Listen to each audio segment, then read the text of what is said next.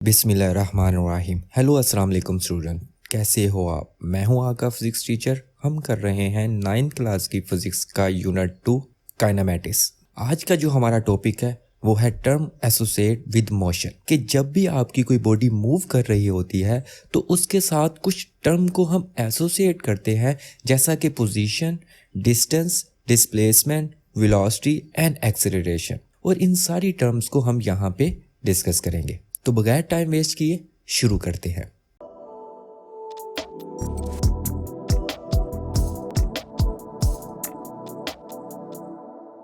सबसे पहले इसमें जो टर्म आती है पोजीशन। पोजीशन बेसिकली क्या होती है? पोजीशन किसी भी जगह की निशानदेही करने के लिए जो टर्म यूज की जाती है उसे पोजीशन कहते हैं। जैसा कि the term position describe the location of a place और a point with respect to some reference point called origin. अगर हम एक जगह पे खड़े होकर किसी दूसरी जगह की लोकेशन बता रहे होते हैं तो जिस जगह पे हम खड़े होते हैं वो उसका ओरिजिन पॉइंट होता है। और इसी चीज़ को हम एक एग्जाम्पल की मदद से भी अंडरस्टैंड करने की कोशिश करते हैं। For example, you want to describe the position of your school from your home. कि आप क्या करते हो, अपने घर से स्कूल की पोजीशन बताते हो। और जो आपका घर है जहाँ से आप स्कूल की पोजीशन बता रहे हो, तो आपका जो घर है वो ओरिजिन होगा। इसी को एक डायग्राम की मदद से भी अंडरस्टैंड करते हैं। ये आपको एक रोड मैप दिखाया हुआ है। एक तरफ आपका घर है और दूसरी तरफ आपका स्कूल है। और आप जब अपने घर से स्कूल की पोजीशन बताओगे तो उसको एक एरो हेड से बताया जाता है कि हम उस पोजीशन की निशानदेही करते हुए उसकी डायरेक्शन बता रहे होते हैं। नेक्स्ट टर्म इसमें जो आती है वो है डिस्टेंस। डिस्टेंस क्या है? कि आपका एक पॉइंट से मूव करके दूसरे पॉइंट तक के जाने को हम डिस्टेंस कहते हैं। अगर मैं इसकी डेफिनेशन करूं तो इसकी डेफिनेशन क्या होगी? Length of a path between two point is called the distance between those point. Total path, कि जब आप एक जगह से दूसरी जगह मूव करते हो और जितना पाथ आप उसमें कवर कर रहे होते हो उसको हम डिस्टेंस कहते हैं। Let S be the length of a curved path between two point A and B on it. अब कंसीडर करें कि आपके पास एक कर्व पाथ है और इसमें आपने A पॉइंट से मूव करके B पॉइंट तक जाना है। तो डिस्टेंस क्या होगा? ये जितना पाथ आपके पास आएगा कि जो आप A पॉइंट से मूव करते हुए B पॉइंट तक जा रहे हो, इसको हम डिस्टेंस कहते हैं। और डिस्टेंस को हम ऐसे रिप्रेजेंट करते हैं। और डिस्टेंस आपके पास एक स्केलर क्वांटिटी है, क्योंकि इसमें हमें डायरेक्शन की ज़रूरत नहीं होती।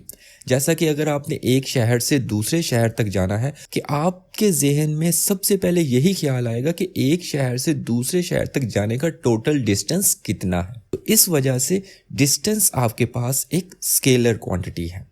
स्केलर क्यों? क्योंकि हमें सिर्फ और सिर्फ इसमें मैग्नीट्यूड की ज़रूरत होती है, डायरेक्शन की ज़रूरत नहीं होती। तो इस वजह से ये एक स्केलर क्वांटिटी है। नेक्स्ट आपके पास है डिस्प्लेसमेंट। डिस्प्लेसमेंट क्या है? इसकी डेफिनेशन देखते हैं।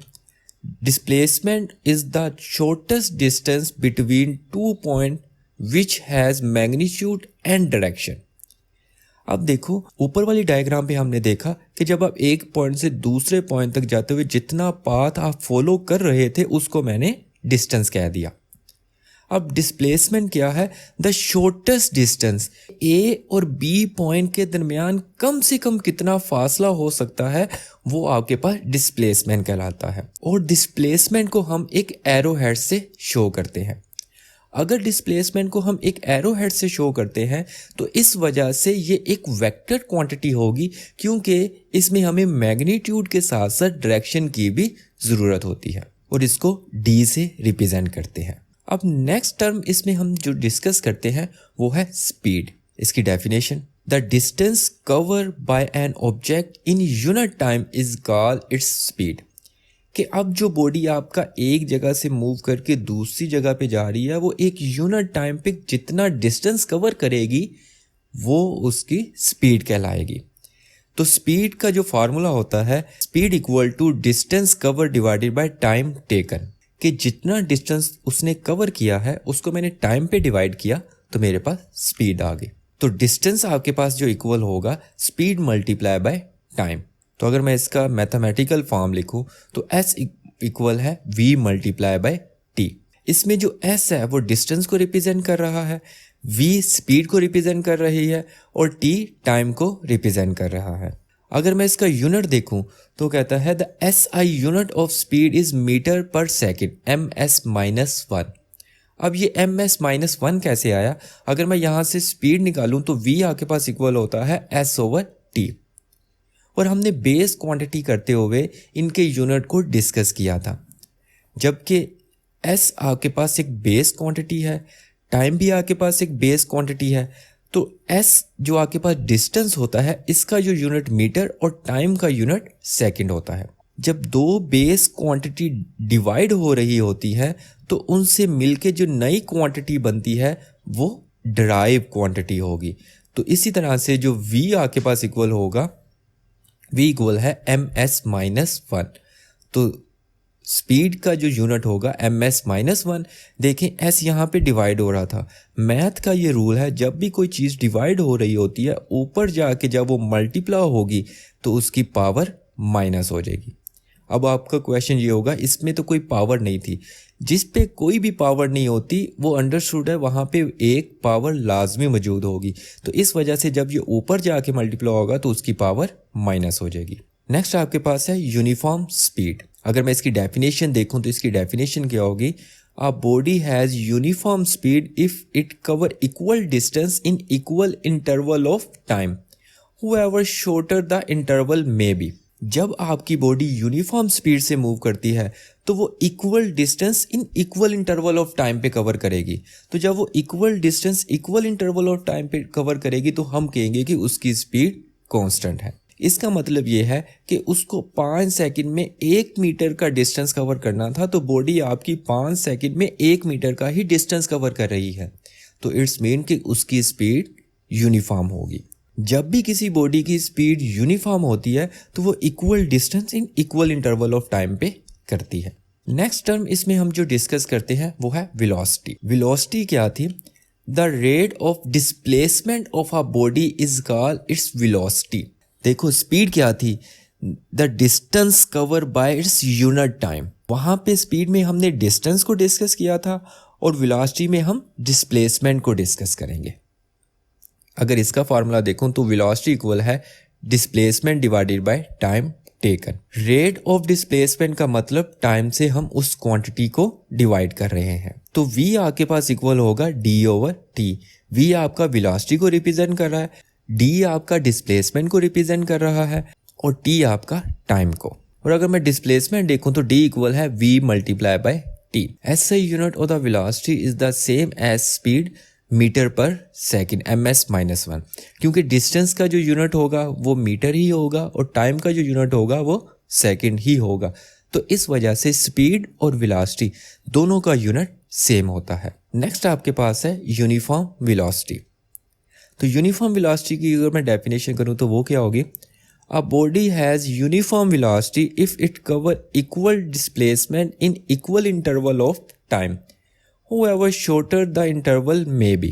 देखो स्पीड में हमने डिस्कस किया था a body has a uniform speed if it cover equal distance in equal interval of time। तो यहाँ पे क्या आएगा? if it cover equal displacement in equal interval of time, कि displacement equal interval of time पे equal displacement अगर body cover कर रही हो तो उसको हम यूनिफॉर्म वेलोसिटी कहते हैं। और वेलोसिटी आपके पास एक वेक्टर क्वांटिटी है, क्योंकि डिस्प्लेसमेंट आपके पास एक वेक्टर क्वांटिटी थी और मैं इसको डिस्प्लेसमेंट से डिवाइड कर रहा हूं, तो इस वजह से वेलोसिटी भी आपके पास एक वेक्टर क्वांटिटी ही होगी। और वेलोसिटी की भी आपके पास मैग्नीट्यूड और डायरेक्शन होगी। नेक्स्ट आपके पास है एक्सेलरेशन। एक्सेलरेशन की अगर डेफिनेशन देखें तो वो क्या है? The rate of change of velocity of a body. कि अब जो बॉडी आपकी मूव कर रही है वो हमेशा यूनिफॉर्म स्पीड और यूनिफॉर्म वेलोसिटी से मूव नहीं करेगी, उसकी वेलोसिटी चेंज हो सकती है और वो जो चेंज इन वेलोसिटी है उसको हम एक्सेलरेशन कहते हैं। एक्सेलरेशन आपके पास इक्वल है change in velocity divided by time taken. जो चेंज इन वेलोसिटी है इसको जो हम रिप्रेजेंट करते हैं final velocity minus initial velocity divided by time taken. इसका क्या मतलब है? इसका मतलब अगर आपकी बॉडी शुरू में उसकी स्पीड 10 मीटर पर सेकंड थी और उस 10 मीटर पर सेकंड की स्पीड को हमने vi से रिप्रेजेंट किया है क्योंकि इनिशियल उसकी वेलोसिटी 10 मीटर पर सेकंड थी, और कुछ टाइम के बाद जो आपकी बॉडी है वो 60 मीटर पर सेकंड के साथ मूव करना शुरू होती है, तो वो जो 60 मीटर पर सेकंड है वो आपके पास फाइनल वेलोसिटी होगी। तो कितनी वेलोसिटी चेंज हुई, तो मैं फाइनल वेलोसिटी से इनिशियल वेलोसिटी को माइनस करूंगा तो मेरे पास चेंज इन वेलोसिटी आ जाएगी, और जब मैं उसको टाइम पे डिवाइड करूंगा तो मेरे पास एक्सेलरेशन आ जाएगा। तो फाइनल वेलोसिटी और इनिशियल वेलोसिटी को अगर मैं लिखूं, ए इक्वल है vf minus vi divided by t, और इसका यूनिट क्या होगा, SI unit of acceleration is metre per second ms minus 2। अब इसमें मीटर पर सेकंड क्यों आया, देखो वेलोसिटी का क्या यूनिट था, metre per second ms minus 1, और टाइम का क्या यूनिट था, सेकंड। तो जब s ऊपर जाके मल्टीप्लाई होगा s minus 1 base same power add तो s माइनस 2, तो इस वजह से एक्सेलरेशन का जो यूनिट होगा ms माइनस 2 होगा। नेक्स्ट आपके पास है uniform acceleration. A body has uniform acceleration if it has equal change in velocity in equal interval of time, however shorter the interval may be।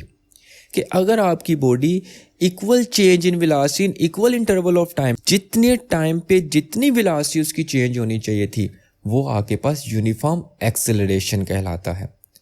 अब यहाँ पे भी हम चेंज इन वेलोसिटी की बात कर रहे हैं, मतलब यहाँ पे भी हम वेलोसिटी को डिस्कस कर रहे हैं।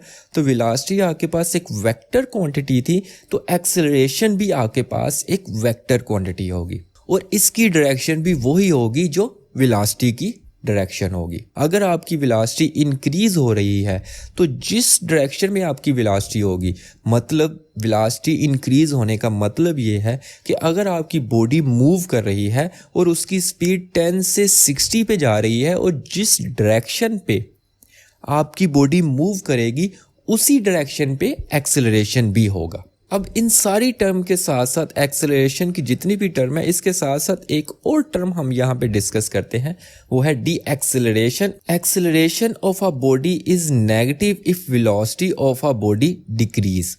अब देखो, मैंने पहले कहा जिस डायरेक्शन में बॉडी मूव करेगी उसी डायरेक्शन में उसकी वेलोसिटी होगी और उसी डायरेक्शन में एक्सेलरेशन होगा। 10 मीटर पर सेकंड से 60 मीटर पर सेकंड पे जा रही है तो वेलोसिटी इंक्रीज हो रही है।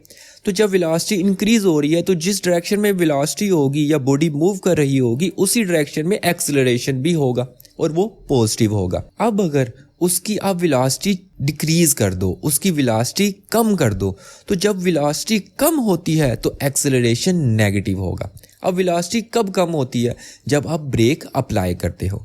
तो ब्रेक अप्लाई करने से आप उस बॉडी की वेलोसिटी कम करते हो, तो वेलोसिटी कम होने से एक्सेलरेशन नेगेटिव होता है।